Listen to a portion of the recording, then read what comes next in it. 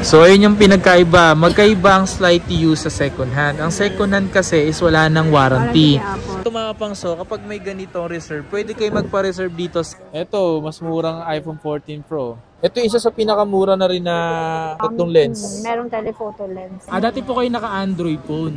Ba't po iPhone na yung binili nyo ngayon? Ano kasi, iba kasi camera ng iPhone eh. Tsaka mas high quality. Mas mura pa rin mga pangs yung bentahan niya dito mga pangs. So yung mga ganitong iPhone tag ko si mga pangs, mababa na to sa presyo. Sobrang mabenta kasi dito mga pangs yung mga 15 Pro Max. Kailangan mabusisi din sila para hindi sila makabili ng refurbish. Alam Tapos pa. pag nakabili ng refurbish, lalahatin na yung seller sa Green Hills. Hindi po, magkakaiba-iba po. Yo, what's up sa inyo mga pangs? At kamusta kayo? Sa maganda at masayang araw na naman na pagsasamahan natin ngayon sa panibagong araw, panibagong video. And today mga pangs is may pupuntahan tayo ngayon. Pupunta tayo sa Green Hills today. Gagawa tayo ng video ngayon kay Madam Lai. So sa Lai Gadgets. Mag-update tayo doon ngayon kung ano ba yung mga bago na meron siya mga pangs. Kasi mabilis din kasi, nagkakaubusan din kasi ng mga unit na meron doon, especially mga high-end. So nauubos din yun and then nag-i-stock siya ulit. And baka yung iba sa inyo nakapunta na doon, nakabili na. Ngayong araw na to, mag-update ulit tayo sa inyo kung ano ba mayroon doon at kung bumaba na ba sa presyo. Okay, so tara, samahan nyo ako ngayong araw na to. Let's get it! Yeah! Cheers! And nandito na tayo sa my Green Hills Bridgeway Shops. Dito lang tayo dadaan mga pangs. So nandito na tayo ngayon mga pangs sa may Green Hills sa loob. Dito sa may Tianggian. Ayan o. So nagpapalamig muna tayo bago tayo gawa ng video.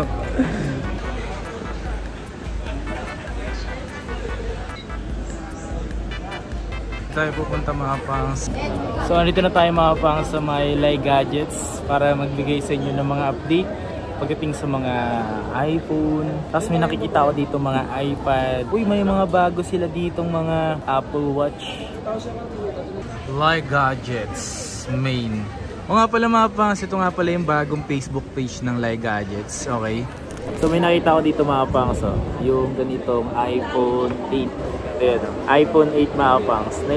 Napakalinaw pa, di ba? Sobrang kinis pa niya mga pangs. Ayan, wala pong mga dents. Siguro, pinag-soft na ito. Ay, meron lang konti dito. Ayan, meron lang konti dito ang gasgas. Pero konti lang, yun lang. Tapos, gantahan lang ang gig nito is 64 gig. And then, yung presyo is nasa 6,000. Dalawa lang ba to, madam? Dalawa lang ba to? Dalawa lang tumapang sa, pero ito yung isa mo nakita ko na okay pa. Paunahan na lang kayo dito, baka mabili nyo pa to iPhone 8, di ba? iPhone 8 na to. Dito yan sa Lai Gadgets. At sa mga gusto pala mag-message kayo sa kanyang number at sa kanyang Facebook page na bagong Facebook page na, di ba? Ayan, ganda ng ganito kulay, no? Ito, ano to, 13 Pro madam? At madam, tanong ko lang, dati po kayo naka-Android phone. Tapos ngayon po, mas pinili nyo ngayon mag-iPhone. Ba't po iPhone na yung binili nyo ngayon? Ano kasi, iba kasi camera ng iPhone eh. Tsaka mas high quality. High quality talaga. Tama po kayo dyan. Kasi sa Android kasi, inaano nyo kasi pag bumili kay Android ngayon, mamaya-maya, or bibenta nyo, plan nyo na siyang ibenta. Mabilis bumaba yung value. Mabilis yung bumaba yung value. Sa bagay, tama. 13 Pro, ipatayo mo na yan, baka mabumili na kanina. May bumibili na ito kanina eh. Patayo mo na, baka balikan.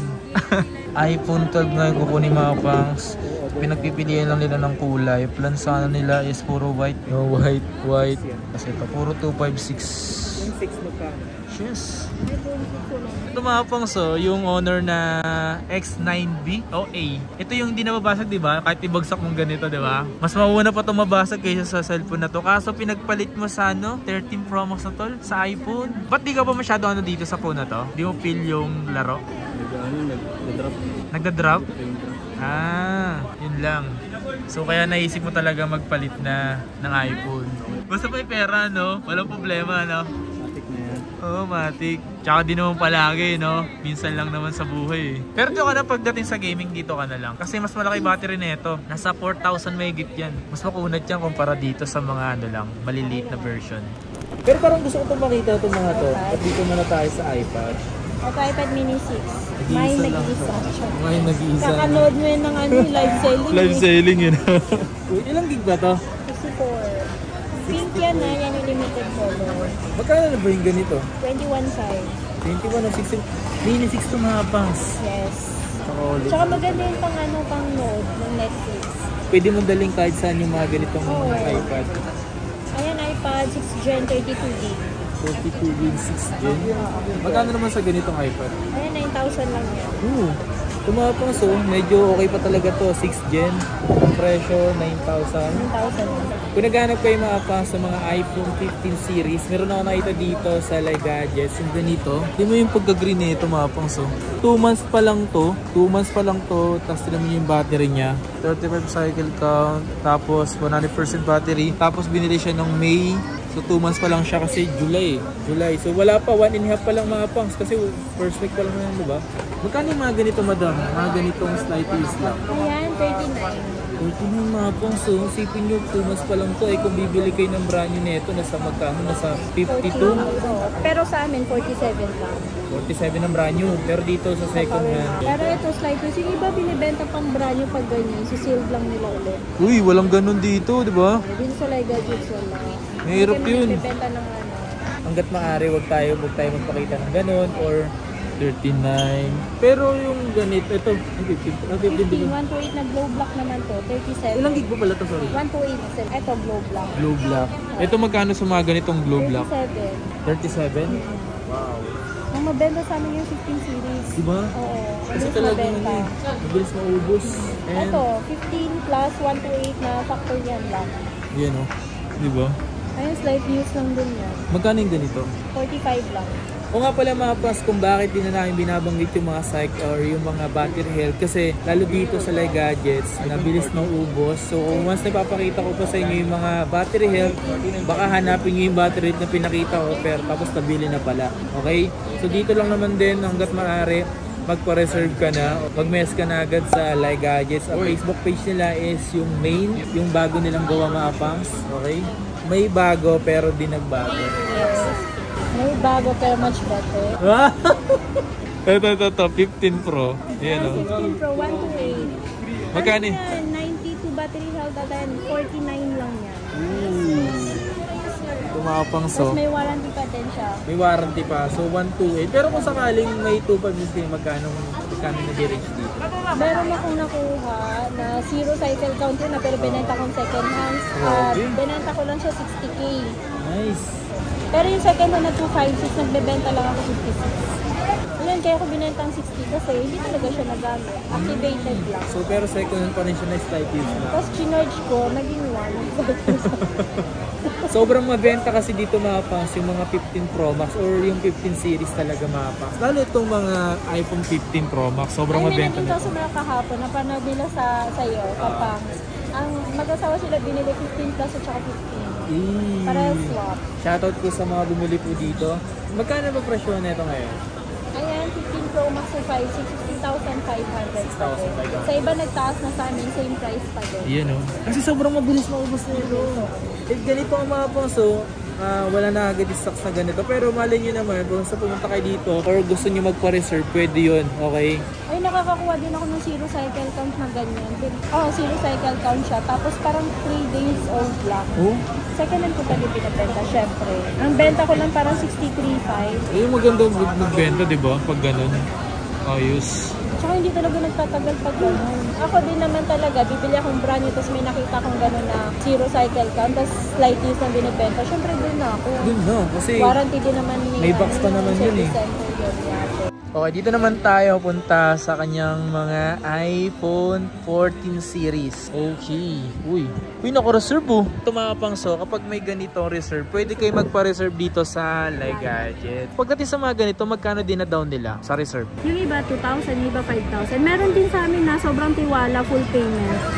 Grabe no. So ganun na pa. Ng buo, tapos papadala na lang LBC. Maganda. May tiwala talaga. Pero pa din namin na kung sa iba bibili ng ganun, huwag mag full payment. Oo, kasi mahirap na. Mahirap magtiwala sa panahon ngayon. Pero siyempre, nasa ano pa rin yan kung alam mo kung saan ka Pasahin ka ng papasahin, tapos hindi pa. Oo. Mas safe naman kasi talaga dito sa Like. Okay, so dito tayo ngayon sa mga 14. Yan. Magkano yung mga ganito, madam? Yung 128, 29.5 na lang siya ngayon. 29.5? Bakit parang konti na lang difference sa 13? Oo. Kasi halos parehas lang din naman. Kaya mas malaki lang yung camera lens si 14. Ayan o, ito pa isa. Kaya Ito mas yun. mabenta pa din si 13. Kulit din kasi yung ganitong kulay no. Naka-reserve na pwede. 256 ito, meron ka ba nito? Meron. Magkano? Bihira lang. Pero pag Bihira meron lang. 35. Bihira lang kasi mahapas mostly kasi dito halos lahat ng mga to, lahat yan NTC. Okay, NTC. Bihira lang sa kanya may mga ibang dito, ibang variant, no? Oo, bihira lang. Tama. Kasi mas gusto namin NTC para covered pa din ng warranty ni Apple. Ooh, sabagay. So, Kasi kahit brand yung nabili mo tapos walang NTC, hindi siya iwawarranty ni Apple. yun nga lang talaga ngayon, no? Mahirap pag international yung dito sa 14 plus. Ito slightly used to. Magkaiba sila ng price. At ito kaya magkaiba sila ng price. 37 to. Parehas lang silang 256. Ito kasi slightly used, may warranty pa. May remaining warranty pa kay Apple. Ooh. Ito second hand na siya. Hindi na covered yung warranty niya. Kahit 35 lang namin binabenta. So, ayun yung pinagkaiba. Magkaiba ang slightly used sa second hand. Ang second hand kasi is wala ng warranty. Warranty kay Apple. Ito kasi slightly used, meron pang warranty. May Yan. warranty pa kay Apple. May nagtanong kasi sa akin noon kung ano yung pinagkaiba ng slightly used sa second hand. So yung mga slightly used kasi mostly may mga warranty pa sa Apple, gano'n. So dito mapapasok kung naghahanap kayo ng mga ganitong iPhone 14 Pro. Ayan, may mga ganito siyang kulay ngayon. Yes. So magkano ba Black tsaka presyuhan? deep purple. Kaya nga to black tsaka yung deep purple yan. Meron pa sila mga ganito sa mga naghahanap before. Ayan, meron sila mga ulit ganito. Nung nakaraan wala eh. Oo. Magkano ba presyo mo ng ganito, madam? Yung 128, 40,000. 40,000. Tapos ito yung mga ganito. 256, 45. Ayan. Kasi may nagtatanong sa akin friend ko, ito 40,000 sa presyo mo. Kaso gusto niya 256, dagdagan mo na lang yung presyo mo. Yes. Diba? Naka 256 ka na. Naka 256 Ito ka na. to, 128 to na glow black, 39,000 lang yan. Ito, mas murang iPhone 14 Pro. Glow black. Glow black, Yan. 128. Ang glow black mga pangs, pwede na kayo magpa-open line. 500 pesos lang po. Pwedeng sa amin na din. Ang iiwan lang naman is yung IMEI, pero hindi na kailangang iwan yung phone pag magpapa-open line. Yan, diba? Kagandahan sa glow black. Yes. Yan, dito tayo sa mga iPhone 14 Pro Max. 14 Pro Max. Yan. Magkano may ganito ngayon, madam? Yung 128 namin, 45,000 na lang siya. And medyo bumaba. Nung nakaraan, nagtaas tayo ng 46,000 to 47,000. Kasi mga fans, kaya siya tumataas bumababa dahil yan sa stocks. Oo, depende sa dami ng stocks. Pag madami, mas mababa price. Pag konti lang stock, mas mataas yung presyo. Magkano ba sa 256? 256 steady pa din yung price niya, 49.5. Pero compare naman nung nakaraan, 51. Hindi, mas mura pa rin. Oo. Mas mura pa rin mga fans yung bentahan niya dito mga fans. Kasi Yes. siyempre gumagawa nga tayo ng ibang mga content dito sa mga iPhone. Ito meron silang mga ganitong kulay. Gold. Okay.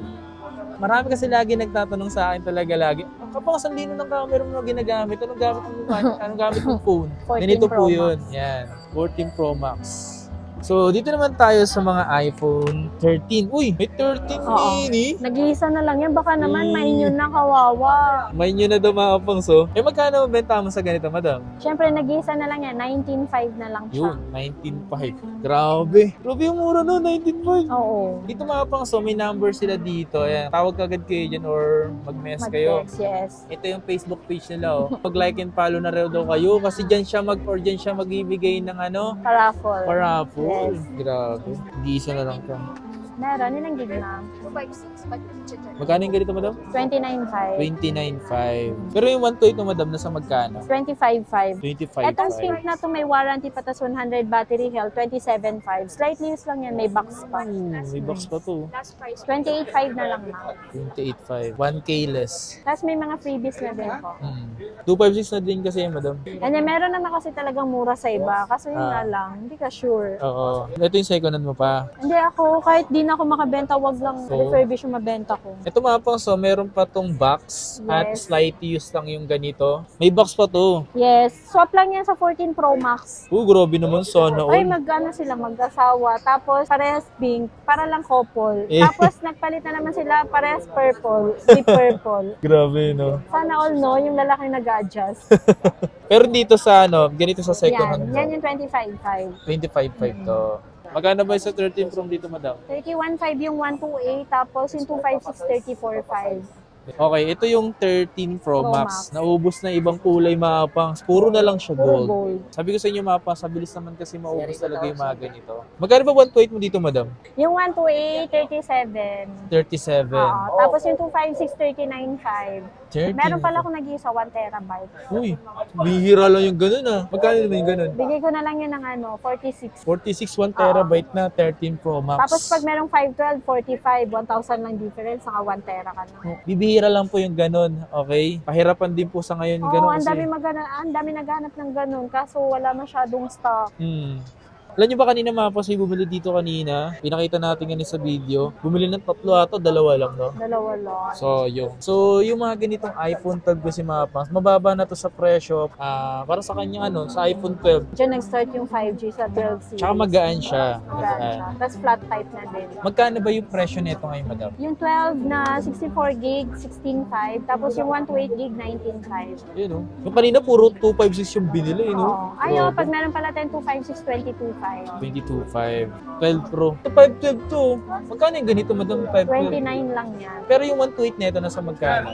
24. 24. Tapos yung 256 niya, 26. Bakit yung iPhone, matagal siyang bumaba yung value? Compare sa Android. Compare sa Android. O, kasi si iPhone, yearly lang sila maglabas ng bagong model. Tapos, halimbawa, tulad ng 15 Pro Max, bagong labas, gagawin niya Apple, ipi-phase out niya si 14 series, pero hindi niya ibabagsak yung presyo.